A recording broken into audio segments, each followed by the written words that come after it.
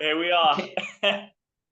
I'm actually kind of surprised that I actually guessed that correctly because I haven't done this particular thing for a very, very long time. So my memory must be working, which is great. You know what, Alex? I'm actually really stoked that in the background you haven't got some ornate field of flowers or, like a beautiful woman cooking your dinner behind you or like green pastures. Because right now I was like, oh, great. So you're going to show up to the podcast today, Carl, with this as your background, huh? You're a professional, aren't you? And I'm just like, dude. It is a change of scenery. It's something different. I guess so. Yeah, I don't always. I'm not always here. Um, you travel around a bit. So is this like your hotel or is this your house you're at? No, no, I'm in Spain. So I've moved here. Okay, right. That's like it's supposed to be quite a sunny spot and all of the above. There's a few people moving to Spain. Yeah, I mean it's a beautiful place. Like if you were to compare it to life in London, like it's uncomparable. It's so much better and more relaxed here. People are friendlier, people are happier, smiling. Like it's a completely different world compared to London. Good for you, man. I bet. Yeah, Thanks. that's what I hear too. There's a lot of thing. London isn't quite what it once was. Is No, what I'm no, it's definitely you're 100% right there. right. And you've made the big shift. It sounds like going somewhere that's on is a pretty cool idea. I um Well, I it's a lot different, especially seeing the sun every day, the palm trees, like the sea. Like it's something new to your eyes and body, which I think also like heals you in different ways. cool. Like that's cool, man. I can imagine. And So, you, whereabouts are you based, Carl? yeah, Brisbane at the moment. So Lovely, Australia, right? The east lovely. coast of Australia. Yeah, man, it's not too bad, eh? It's like uh, a lot of the media that befalls me has people from like northern hemisphere because the majority of, I guess, humans, I think, live in the northern Right. hemisphere. So like when I am seeing media and things like that, and it's every now and then you hear an Australian voice or a South African voice or from the southern part of the world, so to speak. Um, Yeah. so you're like an athlete. You're doing some cool stuff, like, and you've had an injury that's kind of set you back. How like has that been? That whole you were obviously an athlete before your injury? Yeah, so I've always kind of been an athlete. So I've been involved in a lot of different sports. Played football to a high level when I was younger.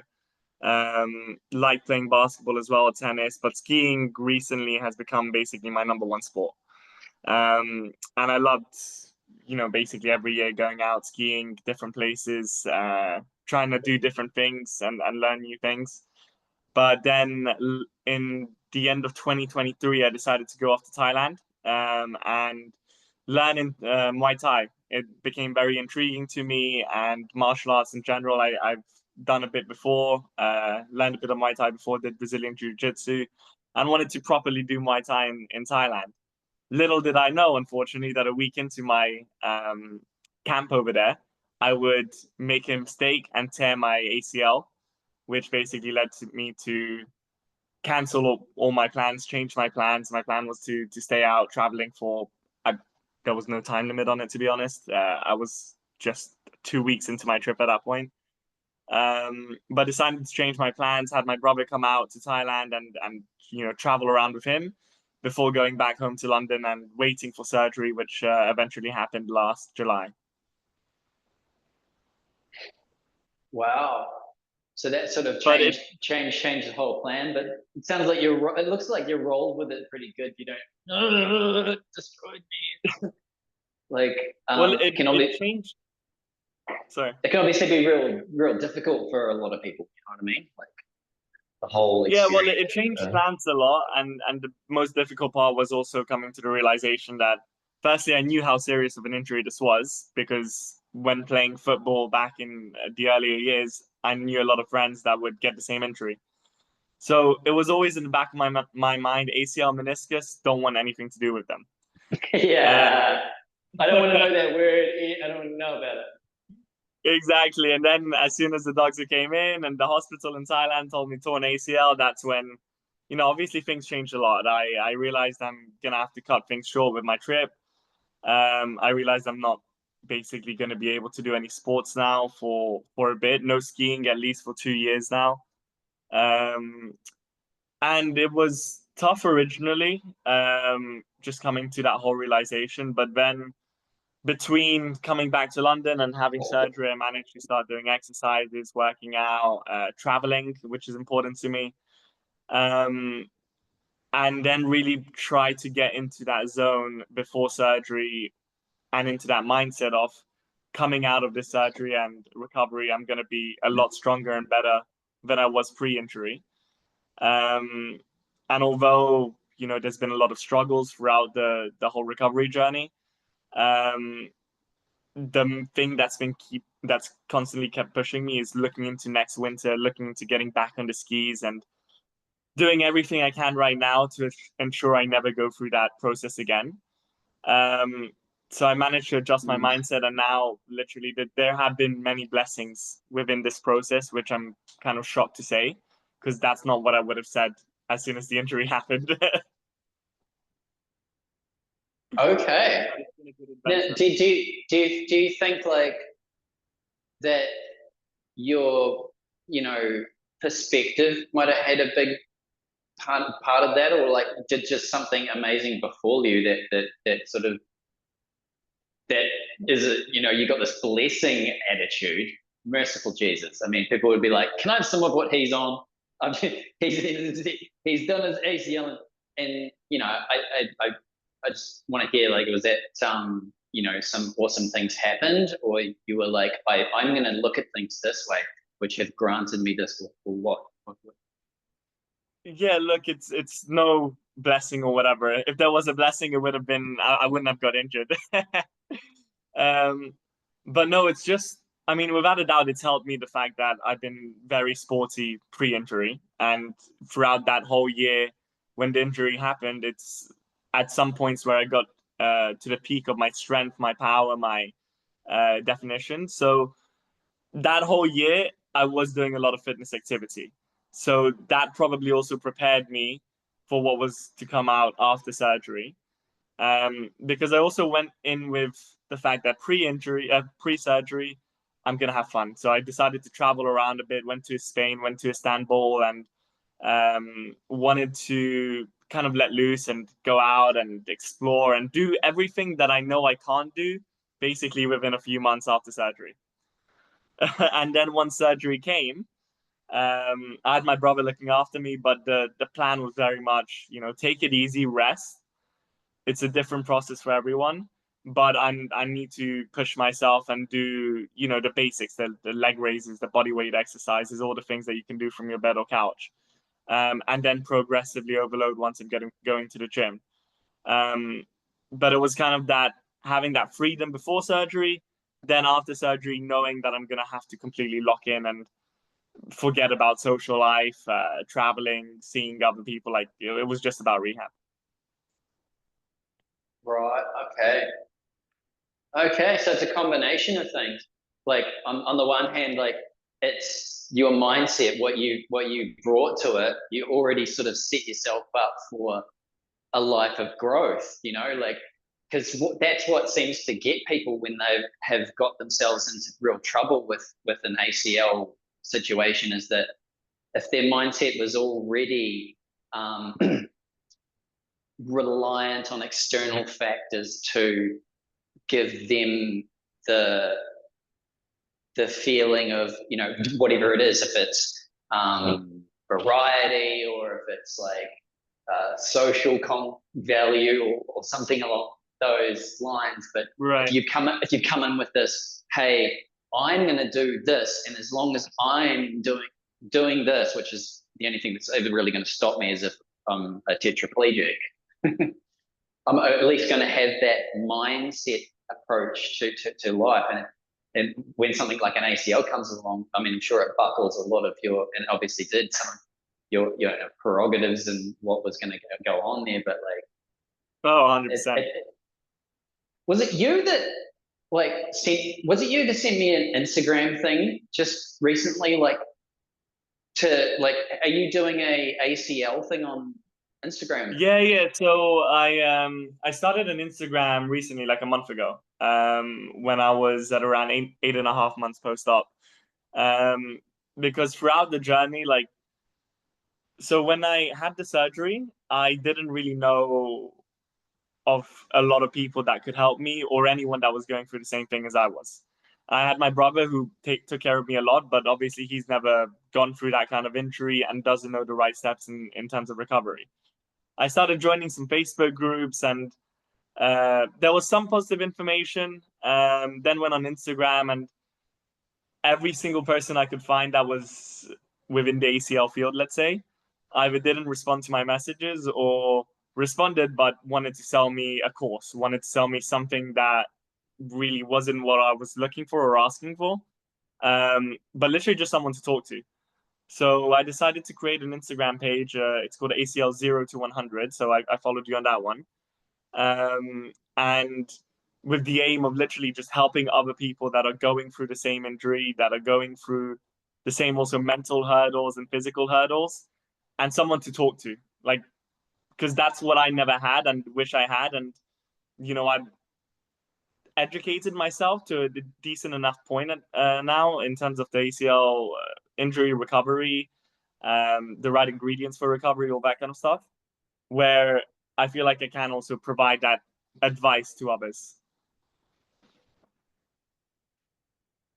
Again, a growth mindset, folks. That's why the man is sitting there with a smile on his chops, despite the fact that he's written his knee off semi recently. So if there's any sort of lesson in that for anyone, it's like, you can actually. Hey, Alex, is your camera on vertical? Yeah. Is that your phone? It's my phone, yeah. Is it? If it's too difficult, don't worry. But can it go horizontal? Yeah, no problem. Yeah. Better? Look at that. The man's got the Better? technology. The man's got the technology, folks. So tell me what was your journey like when you did it? Like, what were you doing? How were you moving? What was the sensation? You don't have to tell me the words you said. To be fair, I don't think I don't think Drax. initially upon the injury, I don't think I said any words. I think it was just screaming. Oh. Wow, yeah. But the lead up to the injury, I've replayed it in my head a million times, in terms of what are the elements that could have gone wrong, even leading up to the injury, that everything that I did that day, the day before. But ultimately, how the injury happened. Yeah. Sorry? Okay, I just like carry on. Sorry. So for the injury itself, it was basically towards the end of the Muay Thai session, which was 2 hours long. It was in the afternoon, so did an hour and a half perfectly, no problem. I did feel though throughout the whole session I was completely exhausted and tired. It was very humid, it was very hot, and we were getting worked. The final session was the sparring. So I decided to spar with a friend at the gym, and we were in a ring, which was ironically also my first time in a ring, where I didn't realize how much bouncier it is in the ring compared to being on the floorboards. Ah, Um, and we were in the middle of sparring. I was doing kicks with my right, so body kicks towards him. I did my first one. I did my second one. I did my third one, all in a row. I did my fourth one, and then I felt the crack in my left leg, in my left knee, my standing foot, and immediately fell to the ground. Um, and that's basically how it happened. that sounds like a combination of overuse and maybe just not the structural. I mean, I'm sure you would have, been young and had reasonably strong knees to be active and at a kickboxing session, compared to your average like couch potato or something along those lines. But um, I'll share a little bit of my knee injury Yeah, story please with do. you. Pretty much a similar instance in that, correct me if I'm wrong, but what happened to you was your standing leg gave out and you were standing on a surface that was moving. Yeah. Okay, so I jumped off the back of a truck and landed on a surface that was stacked pieces of steel in the construction industry. So I was like the main guy delivering steel. Da da da da. I've got stacks of steel there, stacks of steel there. Hey, what are we doing? What are we doing? And Right. and I jumped off the truck. And when I landed, Mister, I think I'm Spider Man. Hey, everything is fine. When the ground moves from under you, it's like the ground's moving from under you. Yeah. Like that's why they have that phrase. It's like, oh, I thought the world was stable. I thought the world was over here, but then the world was over there. And it's just took my knee out to the side. So when that happened, it was a instant, hey, stop what you're doing. But it sounds like it, for you, it was not only stop what I'm doing, but um, this pain is unbearable. Like, whoa. Well, yeah, no, it was. I've heard of people like that where they've torn their ACL but can still move around. I'm not sure how he managed to. Like Yeah. Who for are me, these people? I was completely on the floor, couldn't move. I think for probably 5 to 10 minutes. Then managed to kind of limp over to a bench, get some ice on it. But to go back, I've seen even videos of people going back to a sport immediately after that. I don't understand how, but I guess we all have different bodies and it tears in different ways. Yeah, that would be a sound way of looking at it, really, right? Because yours could Mhm. have like internally torn in a particular angle, or you probably had a security mindset, like I'm in Thailand. If my knee's doing this, I'm here by myself. I don't know these Yeah, people. Who are these people? And that guy with yeah, the steel shins over there has been looking at me funny. He wants to kick my ass. And I feel, well, exactly. I don't know, but like I can imagine that there might be things that cause us to experience things quite differently. But it does sound like we went through a bit of pain. Um, so, and a lot of your recovery journey's been like learning from from Instagram. Is that right? No, no. So my No. not from Instagram. No, it was mainly through. I had a physio in London. Then I went. I'm Serbian originally, so went over to Serbia and had some physios over there. Looked me up and trained with them a bit. Did use a bit of social media and online, basically my own research to kind of mix and match, what I thought was good for me, what will help me and benefit my recovery. Um, so yeah, kind of played around with different exercises once I felt comfortable for each one, and saw what impact I was getting from them. Hearing what other people say and comparing notes and things. Is there a single exercise that for you has been useful from the early stages of your injury right through till now that you just out of have for whatever reason haven't put down, or has it just changed over Uh, time? well, there's one in particular that I haven't stopped since I found out about it, which I didn't know much about it pre-injury. Probably saw it on social media here and there. But it's backwards walking. Backwards walk. Yeah. Yay! I knew you were going to be happy about that one. No, backwards walking completely I saw your has. smile. I was like, he's gonna say it. He's gonna. I was open to whatever it was because whatever. That's what I'm about. Is like what worked for you. Hey, that goes in the notes. But Yeah. okay, so backwards walking, folks. Yeah, Yeah. backwards walking. I probably started that, I think, around a month post surgery. And gradually did it probably around 5 minutes each day after a training session. And now I do it a few times a week, usually after legs. Okay. So you've got already an athletic discipline, or you're regularly exercising. So Correct. Yeah. like for the person out there who's like, I just want something to fix my knees. They shouldn't necessarily be comparing themselves to what you're just of the proclivity that I'm a go guy. I get up and I do the things. Um, this one method has been a feature of that for you. That's interesting. Where did you hear about it? Do you know or remember? I can't remember exactly where. I think it was somewhere on social media, to be honest. Most likely, I think from social media. Now, who it was, I can't remember.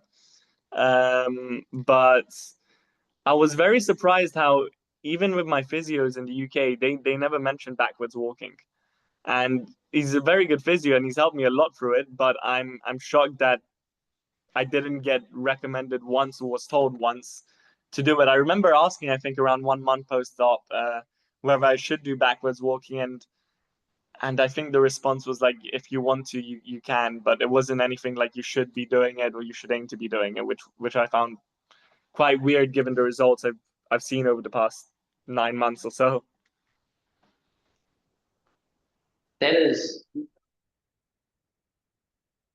very concerning as much as it is staggering. Do you know what I Yeah. mean? Like, I'm really, really stoked for you. And I'm really, really stoked that, you know, as I mean, people who are mutually interested in getting our legs, getting our knees back to, if not better than before, hey, oh, what's that? I've found the way to do that. Um, where did I discover that? Oh, by myself on the internet. I mean, that makes me feel a lot better about the internet. Don't get me wrong. I Yeah, mean, I'm like, true, true. that's all right. Now when I'm talking There is some to, good out of it. yeah, well, yes, like, because you and I, we've both got parents, I imagine. Sorry, I did just assume that, but like a lot of our generation, when we're communicating with our parents, and I just hear this by proxy of other podcasts, are the people that talk about their experiences, sharing information about the news cycle or COVID. Did I say that out loud? Or, or restorative, it seems, exercise methods that you found this yourself on the internet is not very surprising, but that your professional physio didn't give that to you. It doesn't matter right now, and we can just smile and move on with our lives Exactly, yeah. and shit. But it is frankly shit, isn't it? I Because agree. that means, bro, that when I go to work and my workmate puts his ACL out, I can't trust that his physio, or for your for your matter, your physio, that one in particular, but is going to provide something. And Nobody listens to me. Yeah. Well, maybe not so much me because I have fixed my own knee. I've had discussions with people who've done it. Many people, and the list is there, and I've got screenshots of this evidence for, anyone who asks.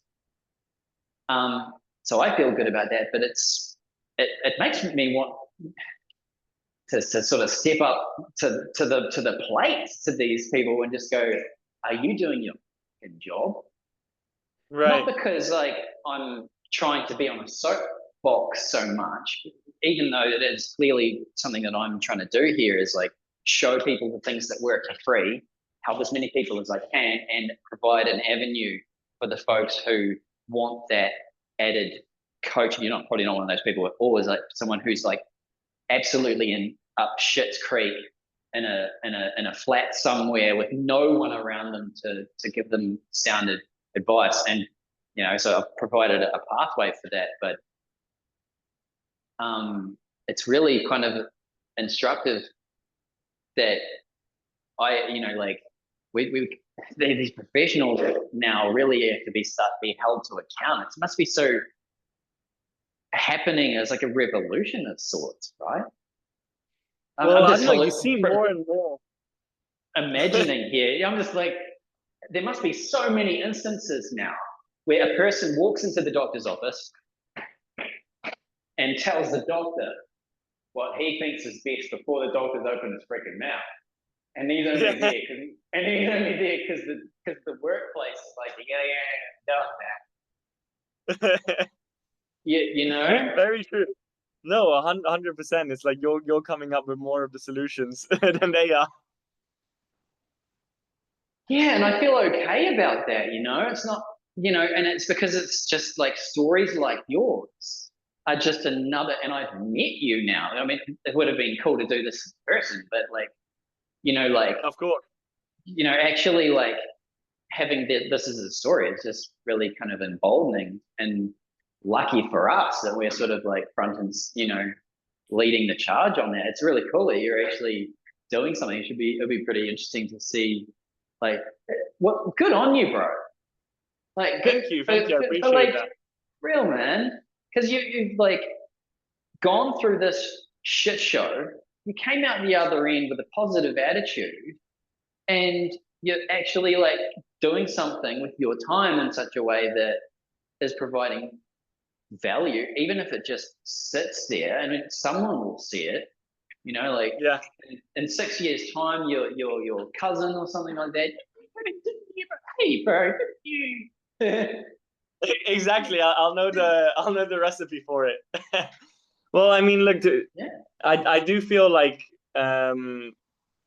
even from the surgery, like I mentioned earlier, there have been a lot of blessings from it that have come out over the past 9 months, and that I'm very thankful for. And it's also provided me with this new journey of what I want to do and things I want to change. And one of those things is starting to say ACL page and try and grow that to help as many people as possible. Because even now, I've been receiving messages from people around that are following me and going through the exercises I'm providing, and they're like, thank you so much, keep up the content, sending all these positive messages where it, really feels nice about what I'm actually investing my time in to do and grow. So yeah, it's funny how life works. I guess with injuries like this, that can really help you with some passions or goals that you have or that you want to complete.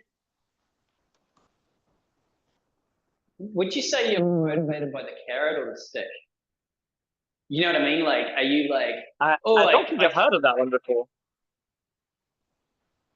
really? Okay. Are you more motivated by the prospect of getting something awesome or the absolute fear of ending up on a shit heap of denial and pain or whatever that fucking is over I there? think it's gonna be the first one.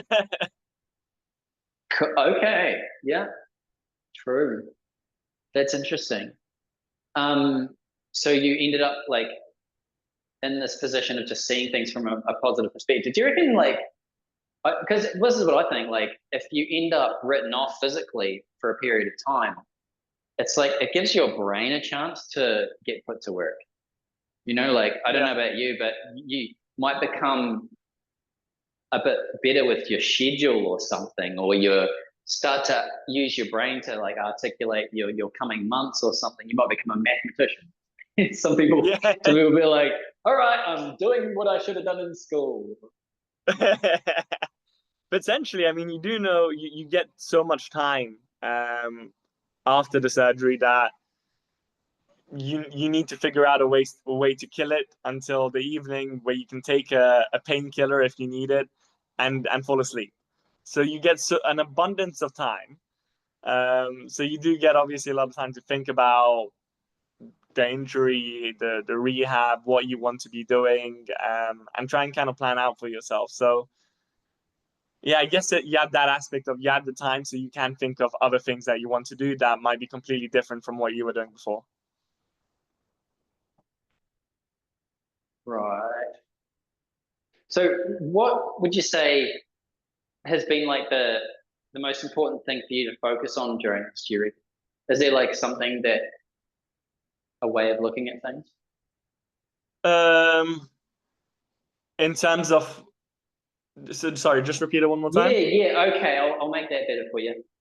Instead, like it doesn't have to be like a knee thing at all, but is there something that like a habit that you've done on a daily basis through this journey of knee pain and coming to gradually improve it that has been like absolutely crucial, like a mindset thing, Um, like or how important has mindset been to getting you to where you are now from after your ACL injury?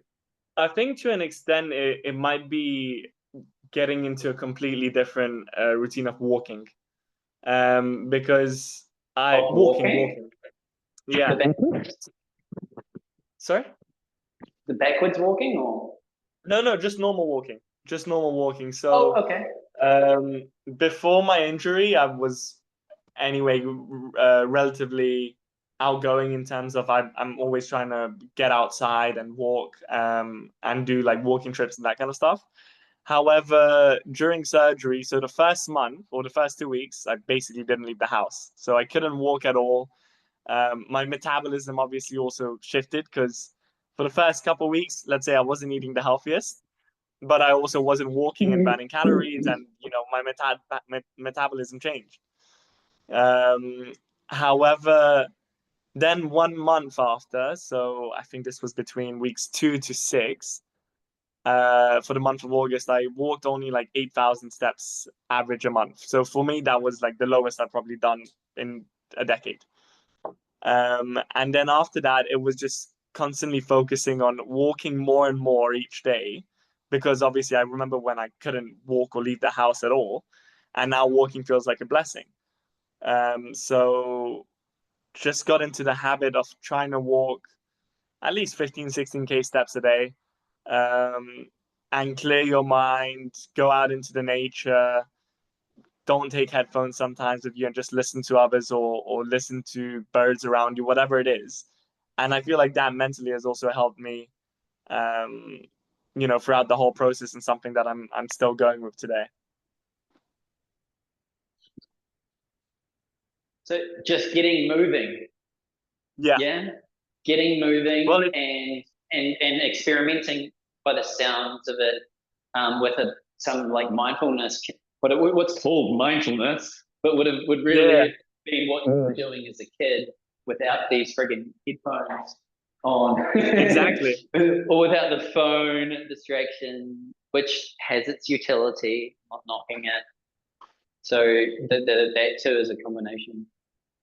Well, I think it's also walking is potentially one of the most underrated exercises as well, because of the fact that like I love walking. My brother also, like, I probably picked that up from him. You agree as well. But Wholeheartedly, man. It's a highly underrated exercise, especially you can for add everything, weight. Yeah. for everything. I mean, I was during my move in January, I was out of the gym for around 2 or 3 weeks while I was in Spain. And I didn't go to the gym at all, but I was walking around 20, 25K a day. And once I got back into the gym, I realized the exercises, the leg press, leg extensions, curls, my legs were stronger by, I don't know, a plate or two on the machines than they were my last time in the gym. And that was simply all just walking. So I don't think people realize how much of a benefit it is to your muscles, endurance, also just losing body fat or weight or whatever your goals are. Like, and for your mind. It ticks every box. Fantastic. Have you ever heard of Pavel Tsatsouline? Who? He's a Russian kettlebell expert who's been on a number of podcasts. Um, Pavel Tsatsouline, some people say. Tsatsouline. Um, Basically, he speaks to what I call the farmer strength approach to things. Like less weight but more repetitions. You Right. know, Okay. for like similar to what the experience of walking may be. You know, it's not a hugely taxing exercise. It might be for the first few steps for some individuals in many different situations, but evidently you're not carrying, excess weight, like lifting weight and putting yourself at a great deal of jeopardy unless one has an injury. But Pavel, he promotes kettlebell workouts and things, but it speaks to a lot of the um, benefits of high repetitions at low weight, which is very interesting. I'd recommend checking it out. You probably have an already well educated mindset about how to gather strength and put it behind you as a professional athlete.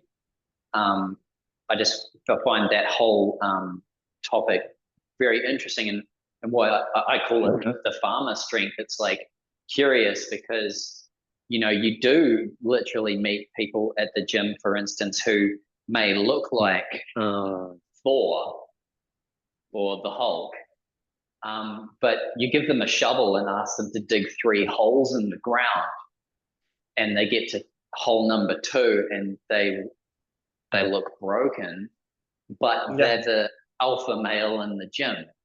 Figure that one out. Yeah. I'm painting a picture here. No, no, 100%. I'm And sure and there's I a bunch agree of with it. really big guys or something that maybe even most of them who can really pick up a shovel and dig some holes, but there is a fundamental different uh, benefit in understanding what the core of strength really is, and maybe we're getting more educated in it now, I would hope. Um, but like you were saying about being stronger when you came back after that walking period of your life, which must have been so very surprising. That's what like the things that people really could benefit from is we make exercise this thing up here that to get to, and eventually I'll be awesome up there, when really just getting started, like you were Yeah. saying, just walking, like just keeping it simple and doing something, and able to set a degree of competency in a real fundamental level. But stacking those weights every now and then can really complement the both of those. It seems like they both have their utility. Yeah. 100%. And it's also about, focusing what your goals really are and training smartly. So, like you said, you're right. With most bodybuilders, they don't have endurance when it comes to cardiovascular exercises, or like you said, digging the hole. But their goal is get that muscle in, because if they were to start doing that cardiovascular activities, they would start losing muscle. So in their case, if you want to be a bodybuilder and really have those massive arms and guns, and let's call them, you do need to cut back on the cardio side of things in order to supplement the muscle. Um, Whereas if you want to, really focus on that endurance side and be very good cardiovascular wise, but also be strong. You can switch up the plans and do heavy reps for muscle and power, and then lower weights for endurance and strength. So it's about mixing it up. Obviously, to each person, everyone's different. My goals are very much on the muscle and functionality side. So, getting as strong as I can muscle wise, and as powerful I can, but also ensuring that I'm very easily able to skip for half an hour or run for an hour or ski for a day, like all these kind of different activities that, bide Wow. well more for me. Congratulations on getting to where you're at after such a serious injury, dude. You've really rocked it, and that you've found, something that is really working with you. You say it's the walking backwards method's like your main Well, has I'd been. say that as well as just the whole bunch of other exercises, the ones that I did in the first month that seem so boring and like you're not doing anything, but the reality is you're like a baby. Your injured leg is like a baby that needs to learn how to walk again, and that's the reality of it. um but yeah, look, as well, another thing that I think also motivated me a lot throughout this process is that when I tore my ACL, I still traveled around for a month in Thailand. And during that time, I met a lot of people that would usually come up to me when I was wearing a brace and ask me about the injury. Everyone obviously assumed it was a motorcycle crash, as it happens with so many people, but that wasn't the case. Um, but I met a lot of people that tore their ACLs in the past, had the surgery, and would tell me that they've had 2 or 3 surgeries or 4 in some cases. And I'm like, what? Why? What went wrong? And I'd say 90% of the time they were saying, I didn't follow the rehab, I wasn't disciplined enough, I didn't exercise as much as I should have. After hearing all of that, I think there was a switch in me being like, I'm 100% dedicating everything to my recovery. But it's also after Ah, surgery, the first 3 or 4 days, those are the most painful days I've had. And I think being in that time period, I said I never want to go through that again. So hopefully, knock on wood, it never happens again. But I think those were also some motivations for me. Jeff, sounds wow. It's almost like these people need to hear these shit stories, isn't Yeah, it? Like definitely. you need to hear that this can go wrong for you if you don't follow a protocol like the walking backwards method. Um, did you that you could really be up for more of this shit in the future? You know what I mean? Um, did you ever do it in the swimming pool, or did you just begin on? I did. So during my recovery in rehab, I didn't go in the swimming pool. Main reason is being that I didn't have access to one. I Mm. wanted to, and I know the benefits of it, Oh, but I just didn't have access to one. at However, what point?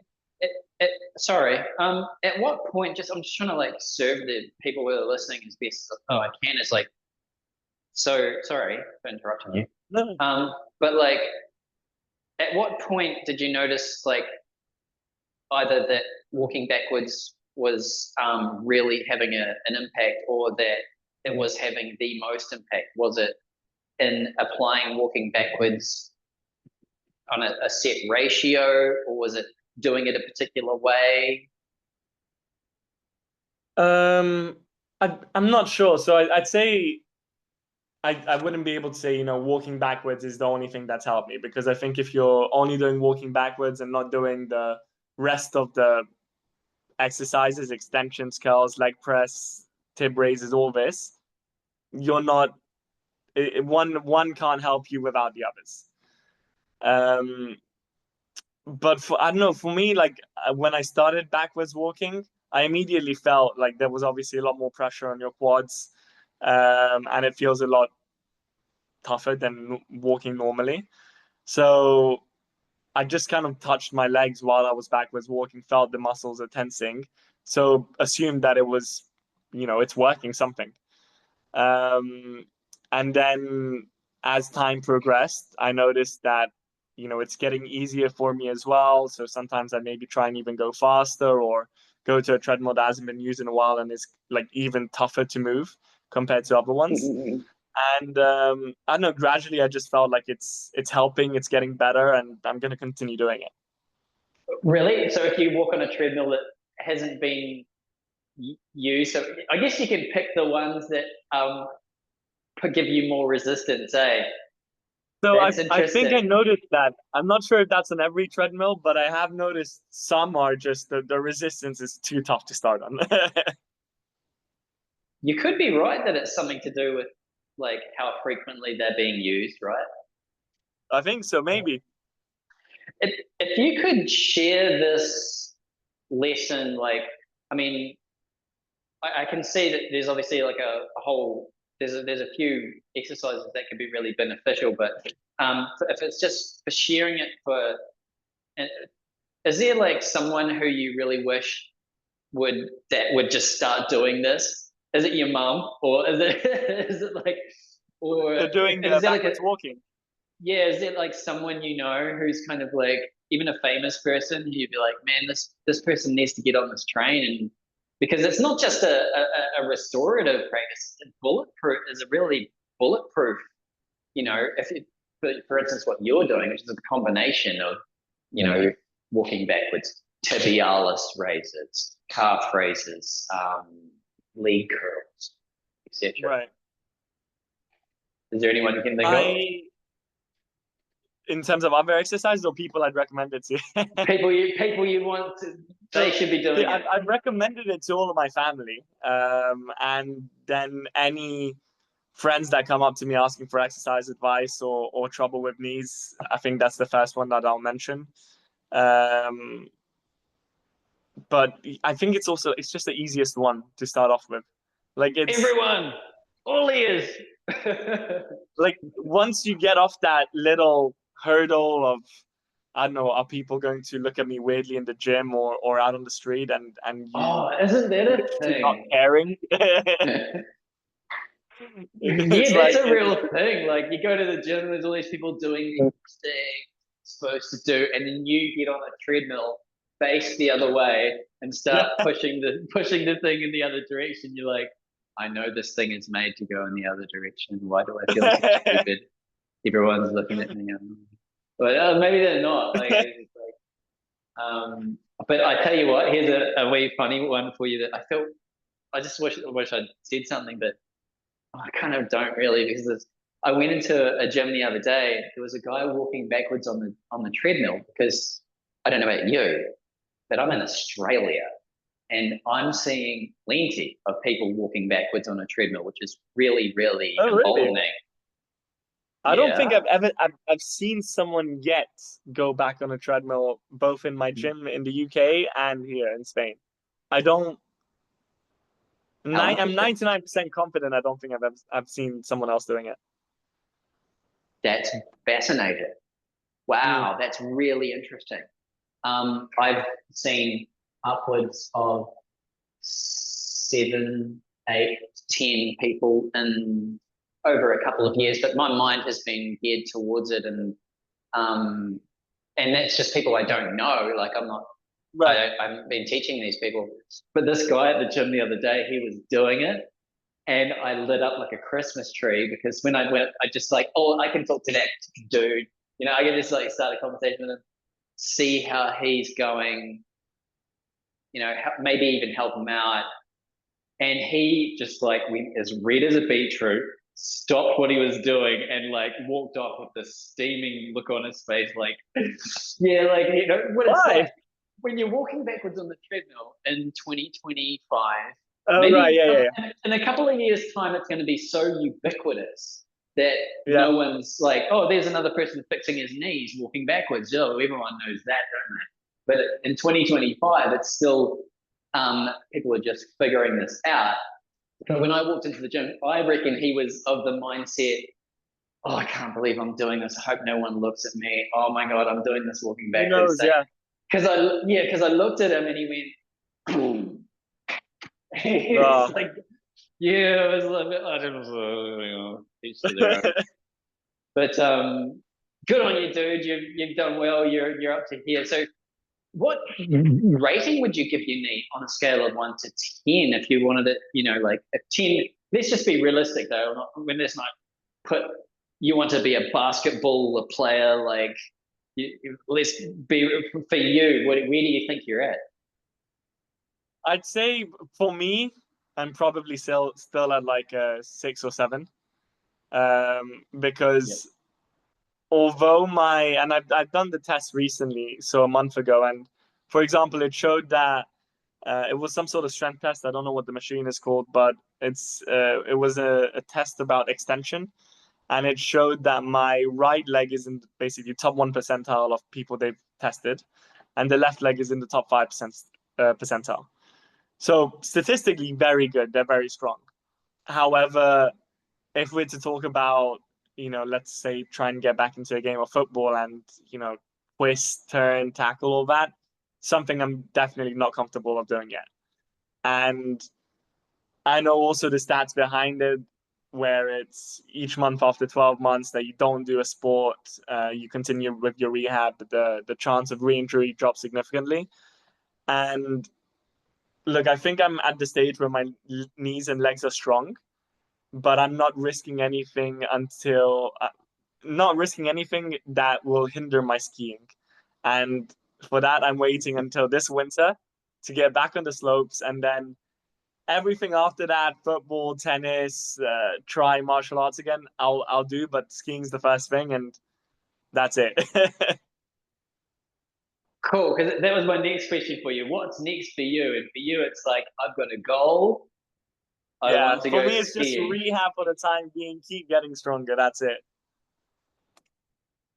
Awesome. So can you ski in Spain? Actually, you can, yeah. I'm right now in the province of Malaga, and I'm in a town called Estepona, Ah. where I'm 10 minutes walk to the beach. However, if you drive 2.5 hours, you've got a mountain that's up to 3,000 meters high, where there's a bunch of snow. So I've never been skiing in that area. It's called Sierra Nevada, but I've heard it's a very Ah, good slope. really? Spain's Yeah. the shit. No wonder people are Yeah, moving to Spain's got Spain. everything. Bro, I should keep in contact with you. I'm going on holiday in a couple of years.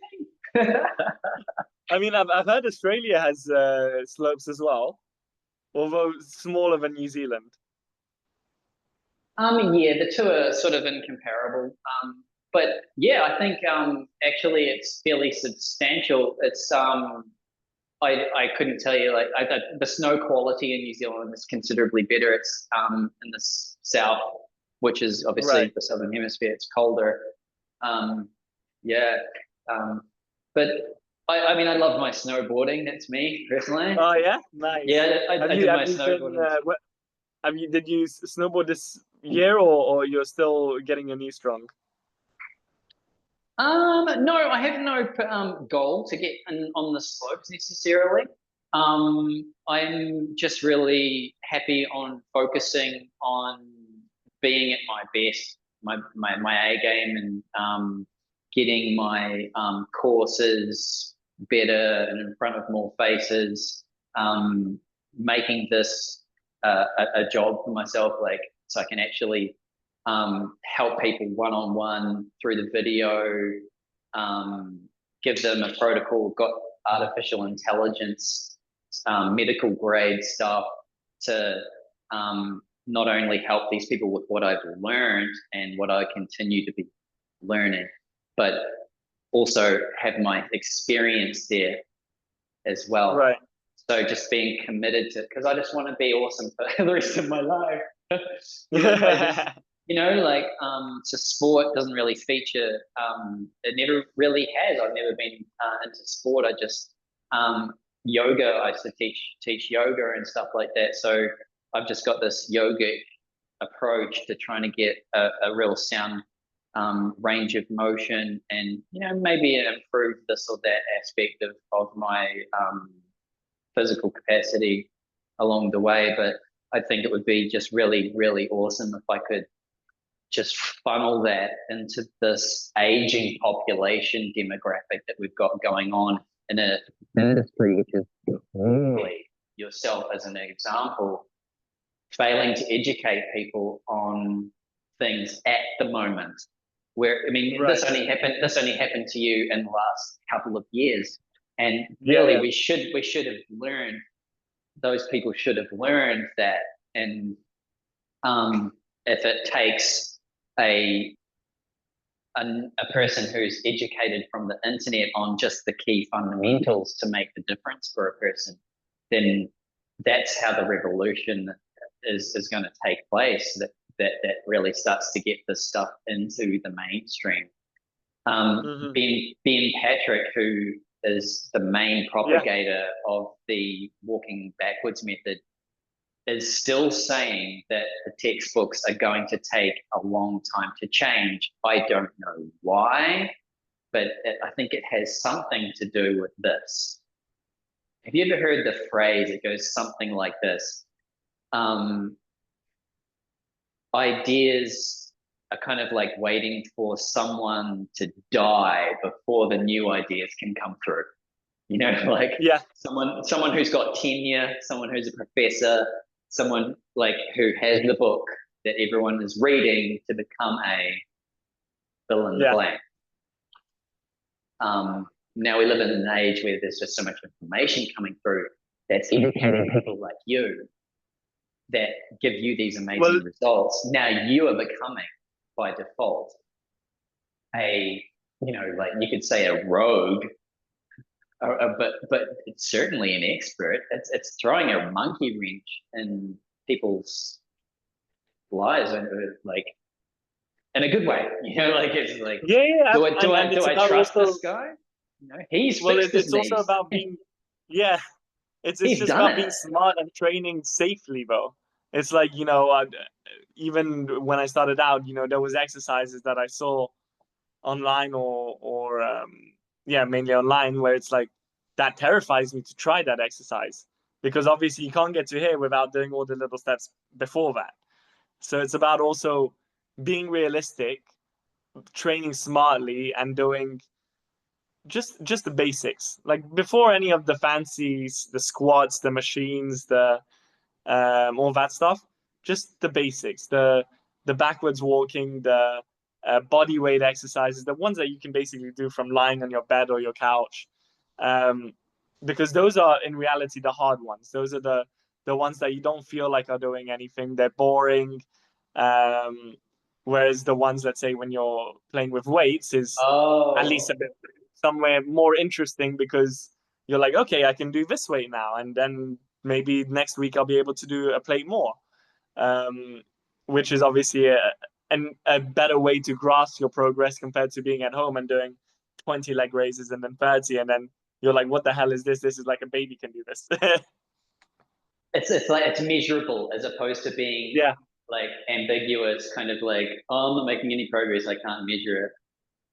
yeah, That's I mean, I'm really stoked that there's a method like in my course. I'm just sharing this as like um, the bonus of having an approach that can be measured is so doesn't it create a visceral like experience for the person because they know I know what this weight is. I can measure yeah. it. I know next week that I did my workout because I know that was the weight I lifted. So having that measurable component, it's yeah provides such it's a measuring stick, so to speak. Of course, absolutely.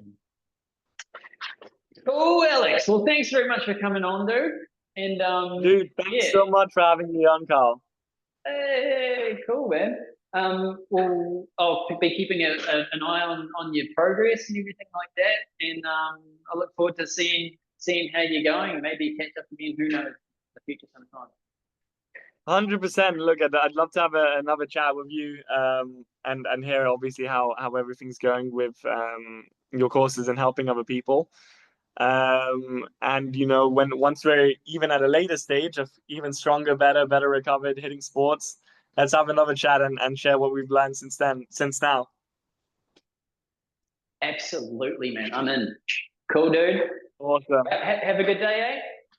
Thank you, you too, mate. Thanks so much for the chat. Cool. No worries. Ciao, dude. Take care. Bye bye.